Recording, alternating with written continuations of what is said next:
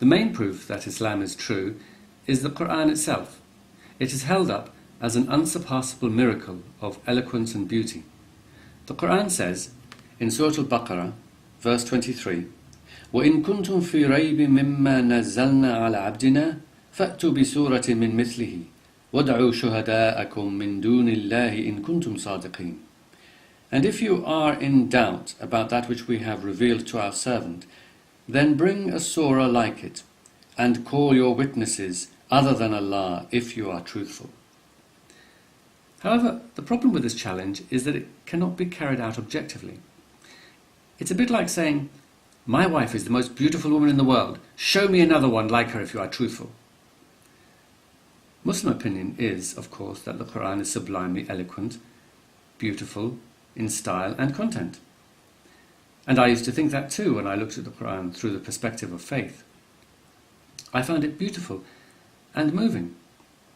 But when I lost my faith, my magic spectacles fell off, and I began to wonder what it was that I ever saw that was so miraculous about this book.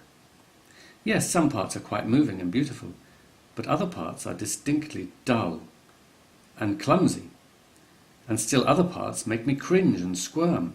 They are so violent and cruel. Nothing sublimely beautiful there. The Quran is in fact full of anomalies, that if they were found in any other book, they would be seen as mistakes. But of course Muslims cannot entertain the idea that God would make mistakes. So they are turned on their head and seen as evidence of the Quran's unique beauty. Arabic grammar was built on the Quran, and every anomaly has been explained away in one way or another. Take one small example of verse 69 in Surah Al-Ma'idah. I'll just read the verse to you, which goes like this. إِنَّ الَّذِينَ آمَنُوا وَالَّذِينَ هَادُوا وَالصَّابِئُونَ وَالنَّصَارَى مَنْ آمَنَ بِاللَّهِ وَالْيَوْمِ الْآخِرِ وَعَمِلَ صَالِحًا فَلَا خَوْفٌ عَلَيْهِمْ وَلَا هُمْ يَحْزَنُونَ. Indeed, those who believe, those who are Jews and Sabians and Christians, and whoever believes in God and in the last day and does good deeds, there will be no fear upon them, and nor will they grieve. Now, the problem is with the word Sabi'un. Now, there are two other places in the Quran where this verse is, where the wording is almost identical. It's pretty similar. And it has Sabi'in. Now, Sabi'un is in the nominative case, and Sabi'in is in the accusative case. In fact, it should be according to Arabic grammar, it should be in the accusative case. It should be Sabi'in. So Sabi'un looks like a mistake, because you've got inna. You say, inna ladina amanu. So inna is the particle that will make Sabi'un accusative. It should be accusative. Like you say, inna al-walada.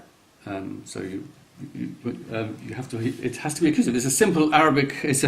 Anyone learning basic Arabic should know that. So why is this in the nominative and not in the accusative?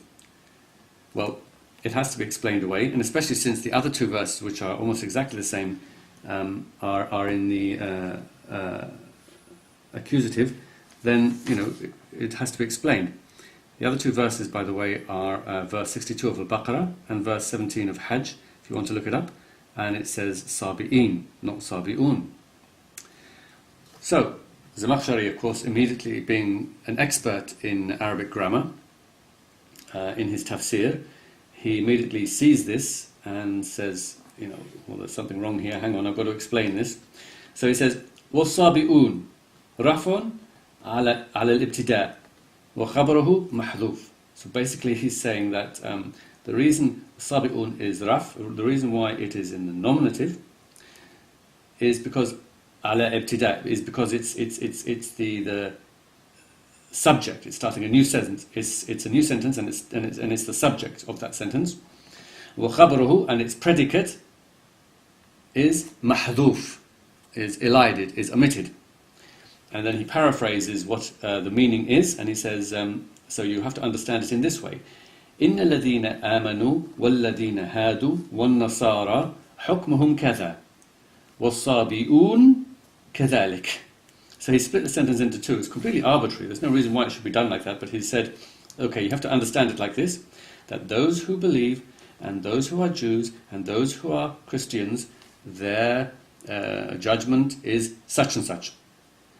And the Sabi'un, their judgment is likewise. Now why you should split the sentence like that?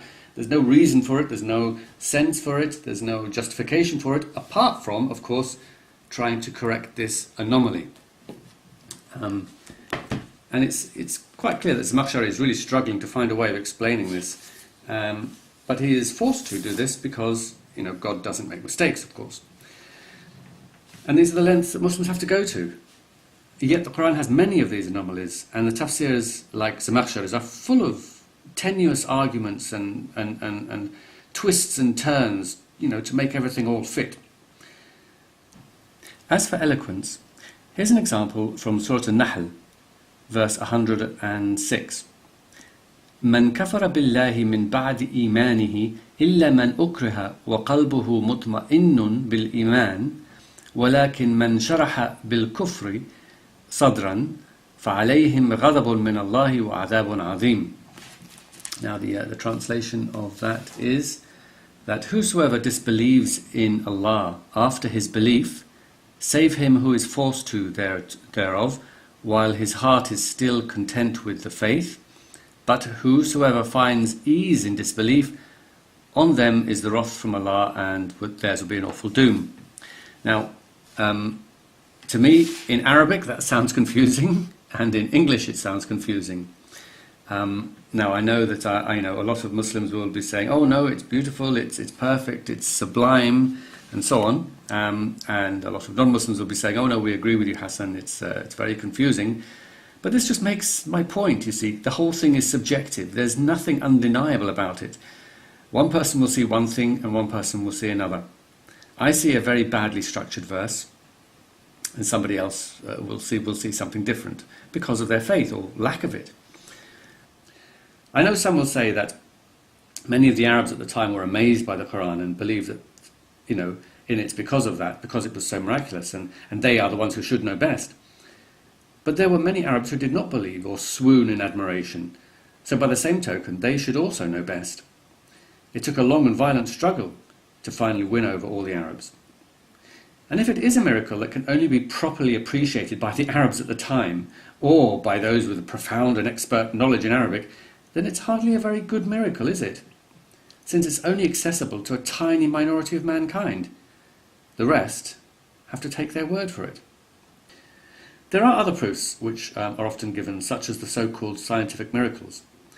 Things like the development of the fetus, or the sending down of iron.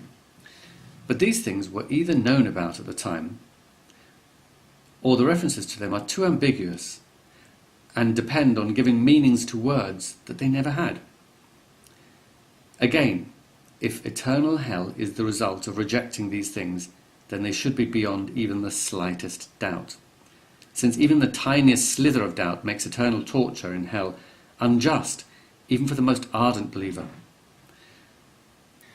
Then there are the miraculous signs that Allah has sent us. He's sort of passed us discreet little messages, written on an assortment of fruit and vegetables and sea creatures, the odd praying tree or praying stone, a roadside woodland spelling out there is no God but God and Muhammad is his messenger. I mean, even when I was a Muslim, I thought this was absolute nonsense, and I really pitied those who needed such absurdities to shore up their faith, basically. The truth is, there is no undeniable proof that Islam is true. Just like all religions, Islam depends on faith. There is no irrefutable evidence, and there is no incontestable miracle. The only test that one should apply to any religion is to read what it teaches.